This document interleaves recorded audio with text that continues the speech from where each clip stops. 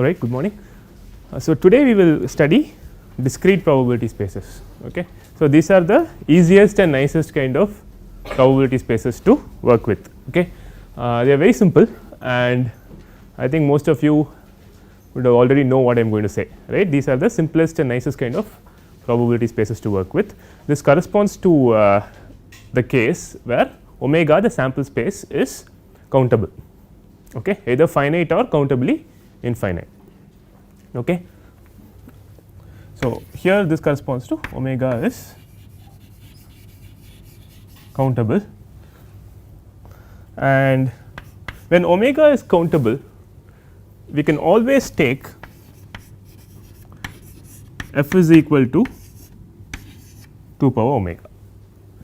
Okay. So, we can afford to take the set of all possible subsets of the sample space as the sigma algebra, all right, and in fact, we will be able to assign probabilities to all subsets of the sample space. Okay. So, in the case of discrete probability, all subsets of omega are in fact events, right. I said earlier that in general not all subsets of the sample space are considered events, right, only the ones in the sigma algebra f are events. In our case, we are taking f is equal to 2 power omega, right. So, all subsets of omega are events, and we will assign probabilities to all subsets of omega. Okay. So, the way you assign probabilities, so now I have to tell you how I assign probabilities, right. So, in the case of a countable sample space, we assign probabilities to each subset of omega via probabilities assigned to singletons. Okay. So, if you have so in this case your omega will look like, it will either look like omega 1, omega 2 dot dot dot omega n finite sample space, or it will look like omega 1 omega 2 dot dot dot, right, countably infinite, right. So, in both these cases, any subset of omega you assign probability by in fact assigning probabilities to singletons. Okay. I will write that down.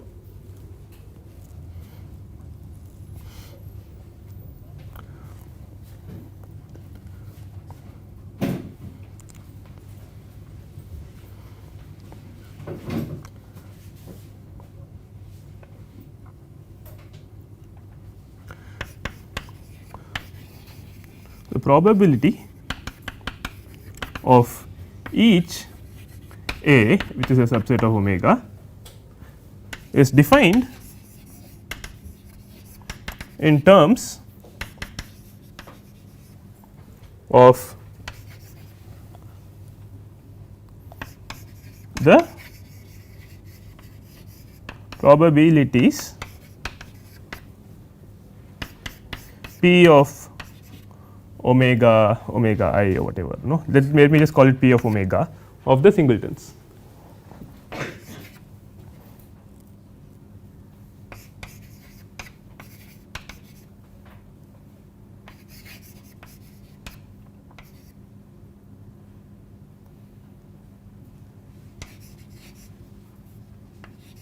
Subsets of the singleton subsets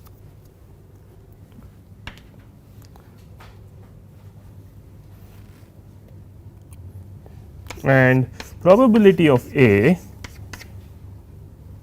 is simply given by sum over omega belonging to A probability of omega.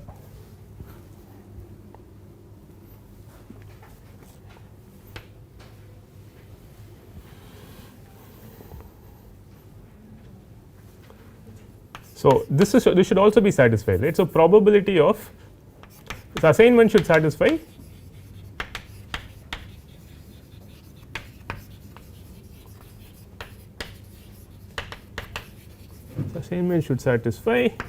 P of omega sum over all omega in omega equal to 1. Okay. So, you have a countable sample space and you would always take f equal to 2 power omega, you can afford to do that and assign probabilities to all subsets of omega, alright. So, given any subset A of omega, you can assign probabilities and the way you do that is to assign probabilities to all singletons. Okay. So, omega will look like that, right. So, you assign probabilities to each of these singletons. Okay. In other words, you are assigning probabilities to each of these elementary outcomes. See, I told you earlier that probabilities are always assigned to, they are never assigned to elements of omega, they are always assigned to elements of f, right. But in discrete spaces, it looks as though you are assigning probabilities to each one of these elementary outcomes. That is not technically correct. In fact, you are assigning probabilities to elements of f only, but it is the singleton element omega. It is not, you are not assigning probability to omega 1, you are assigning probability to the singleton set containing omega 1. That is the correct interpretation, right. Which is why this is why some students are sometimes confused. Do you assign probabilities to elements of omega or elements of f?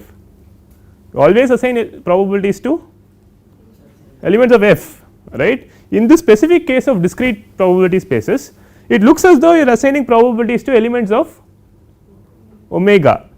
It is true and not true. So, it is, when you say p of omega, you actually mean the singleton omega, alright. So, you are still assigning probabilities to elements of f.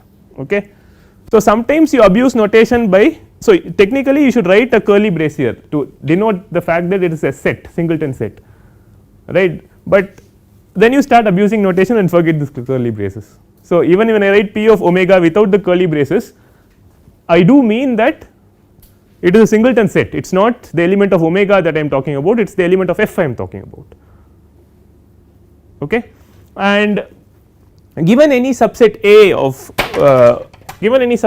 of the sample space, the probability of A is determined by the summation omega belonging to A,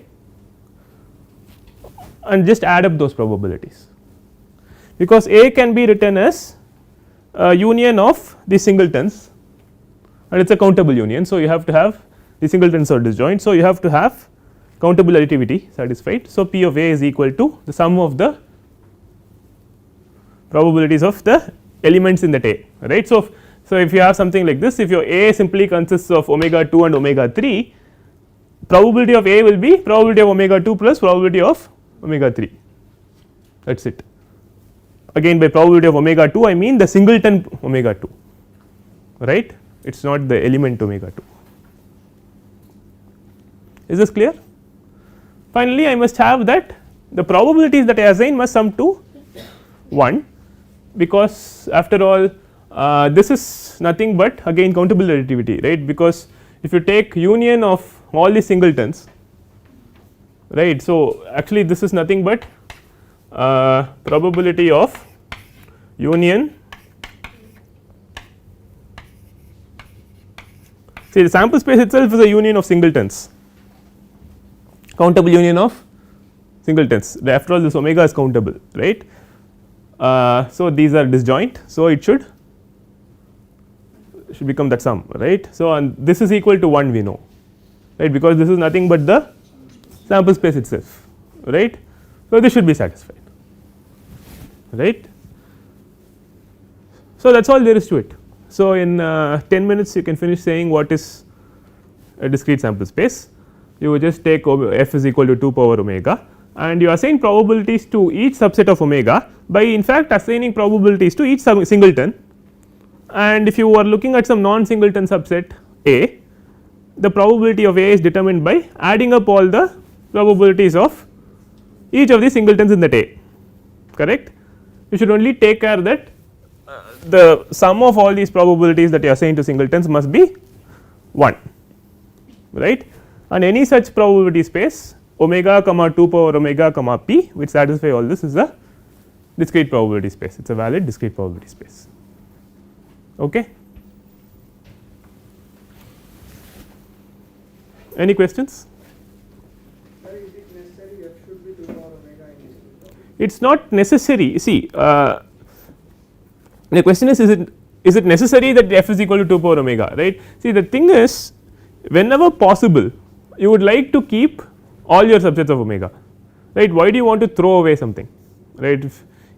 The reason that you cannot do, the reason that you cannot always take f equal to 2 power omega is because when omega is uncountable, we will see that case, then f equal to 2 power omega turns out to be too big a sigma algebra to assign probabilities to all each and every subset, right. That becomes, actually it is mathematically impossible for in certain circumstances, but in discrete probability cases this problem never arises, which is why when you study elementary probability courses you never make this a big deal, right. You always assign, you think that all subsets of omega are in fact events, right. So, that is this easy case, this is the case you already know, right. You can assign probabilities to all subsets of omega, right, which means you can afford to take f equal to 2 power omega and assign probabilities to all subsets of omega, which is in some sense the best thing you can hope for, right. You do not want to throw out any subset as uninteresting, right, because you can keep it and still do a consistent probability space on it, correct. When omega is uncountable, this is not possible. So, we have to settle for a sigma algebra which is not 2 power omega, we have to settle for something smaller, but still keep interesting subsets in it, right. So, that is something we will get to in a little bit. So far we are just saying that when omega is countable, you can afford to take f as 2 power omega and assign probabilities to all subsets, okay. Is this clear? So, again this does not tell you how to assign probabilities, right. It should only satisfy this, assign probabilities to singletons such that this is satisfied, that is all there is, right. And any such assignment is in fact a valid discrete probability space, but what assignment makes sense for your experiment depends on again what you are interested in modeling and capturing, right. So, if you are, for example, so if you go back to our, so if you go back to our coin tossing and you are interested in the face showing up heads or tails, this is a finite sample space, right, there are only two outcomes and you take f equal to 2 power omega. So, f equal to 2 power omega, so means what will it contain? It will contain null omega itself, the singleton h, singleton t, right, that you can write out. So, you will assign probabilities to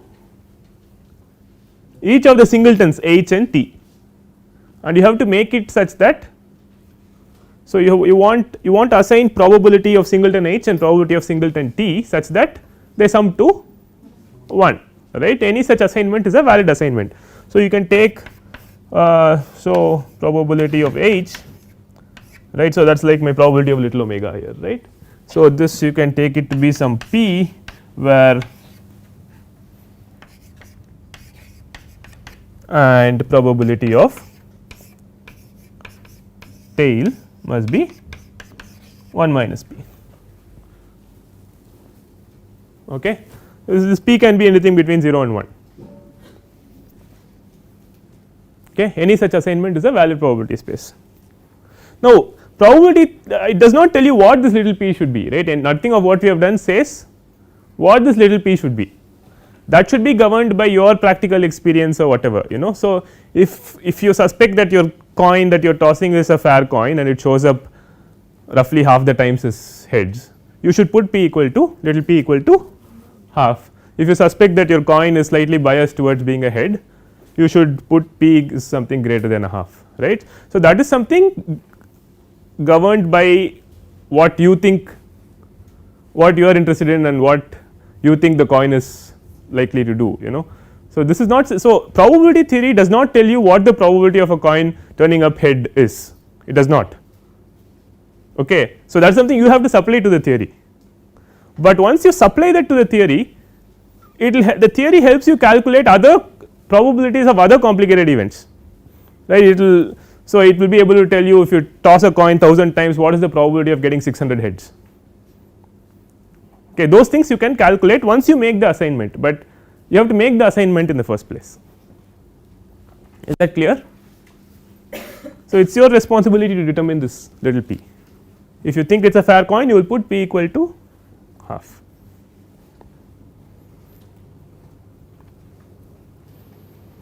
So, this is a we have put a measure, right, we have put a measure on this discrete sample space.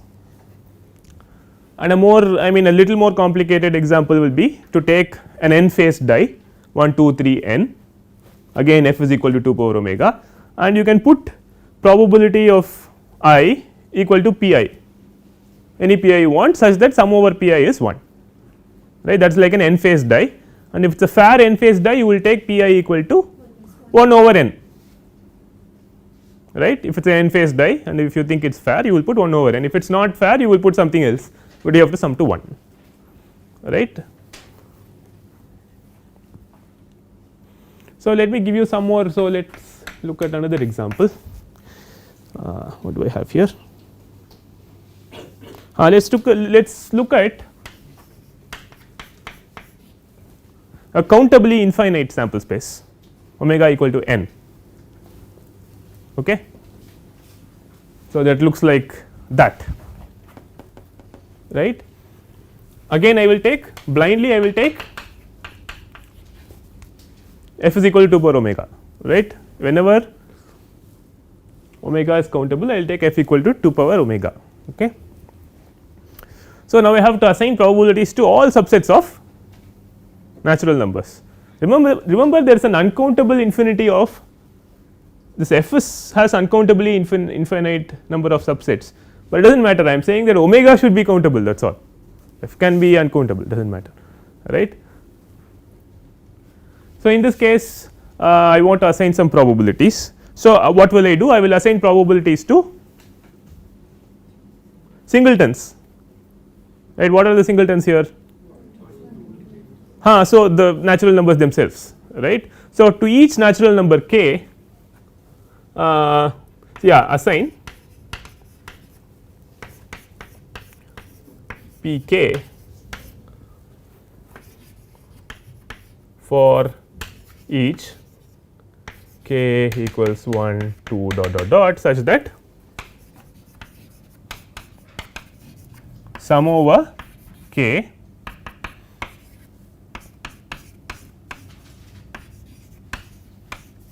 equal to 1, right. Again I am assigning probabilities to the singletons which are elements of omega, right, singletons which are singleton subsets of omega. Okay. Can you think of any such assignment? So, this is all you need to satisfy, right. So, one such assignment is this, right.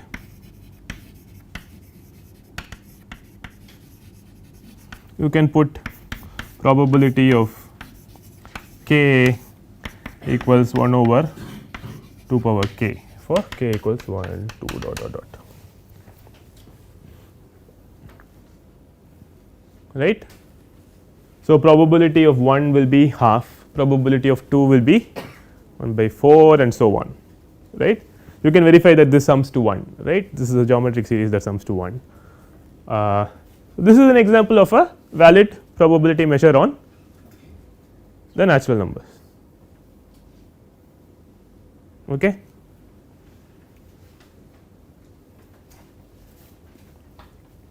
Or more generally you can write probability of k, another such assignment you can write p power k 1 minus p, is that a valid thing, k or k minus 1. So, normally actually we write k minus 1 here, let us write 1 minus p k minus 1 p, right, k equals 1 2 dot dot, right, that is it also sums to 1, right. Just examples, right, these are not, this does not have to be the only way you can put a measure, I am just giving an example of a valid probability measure. Okay.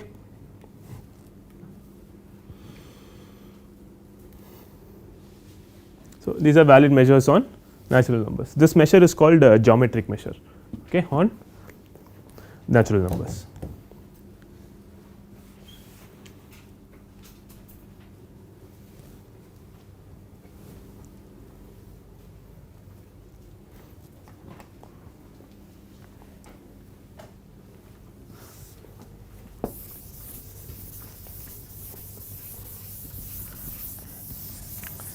Yet another example.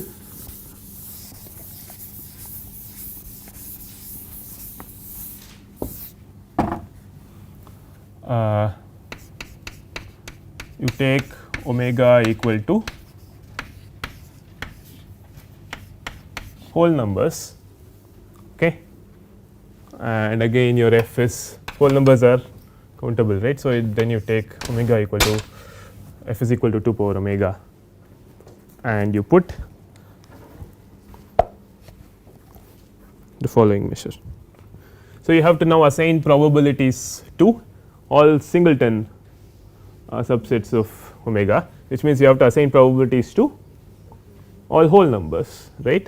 So, one such measure, this is also a very well known measure, probability of k is equal to e power minus lambda lambda power k by factorial k.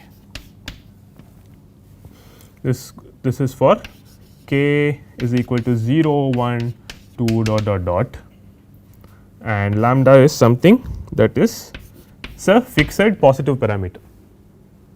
Okay. So, here again you can verify that if you sum this from k equal to 0 to infinity, you will get the summation for e power lambda and you will get 1, right. 0 factorial is 1 taken to be 1. Okay. So, this is another, this is a valid measure on the whole numbers, right. This is just an example, okay. You can do it whichever way you want. This is just an example. This is a famous measure, this is called Poisson measure, okay, on whole numbers.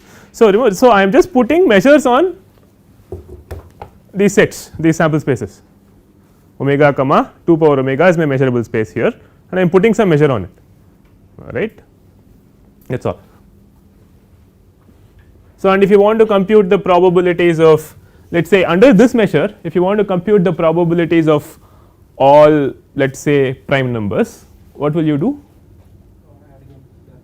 So, if you want to determine, so you want to determine the probability of primes, let us say you will add sum over all prime numbers, this guy, right, and it is what it is, right, that is it. If you want probability of all odd numbers, you can add over k equal to 1, 3, 5 and so on. Actually, if you add over all odd numbers, you can actually simplify it, right. This, so you can actually simplify, get an answer, closed form answer, okay. Are there any questions? So, this is all very nice, right, this is all very nice and simple, you know all of this, I think, right. I am just couching it in the language of the sigma algebras and whatever that we have developed. The only thing to bear in mind is that although it seems like we are assigning probabilities to each elementary outcome, we are in fact assigning probabilities to f measurable sets, but we are doing it through the root of singletons, right, and you can do this in a countable sample space, you cannot do this in an uncountable sample space, it completely collapses, okay.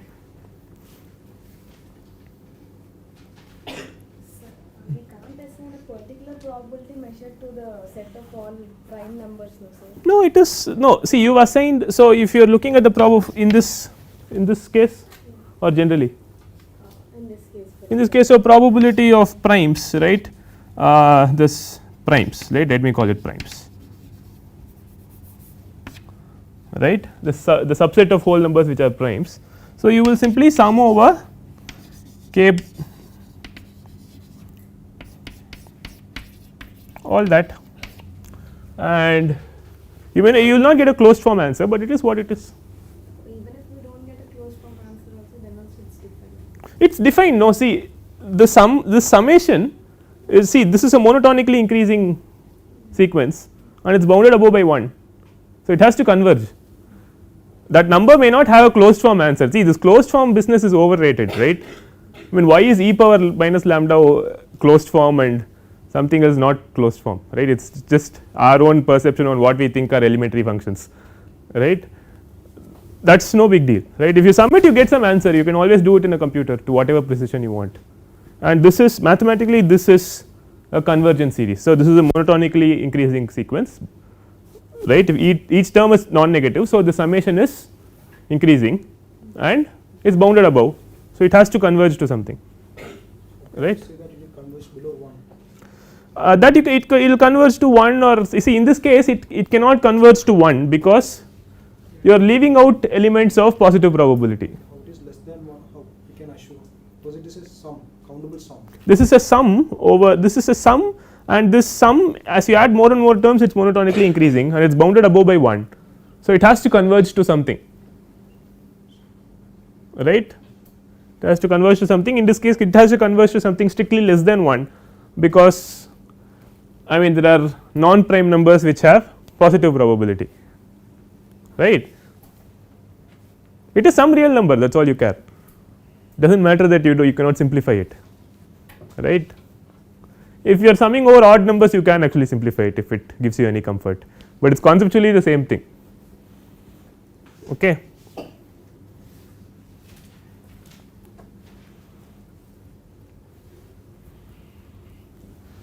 Fine. So, it is all very easy, okay.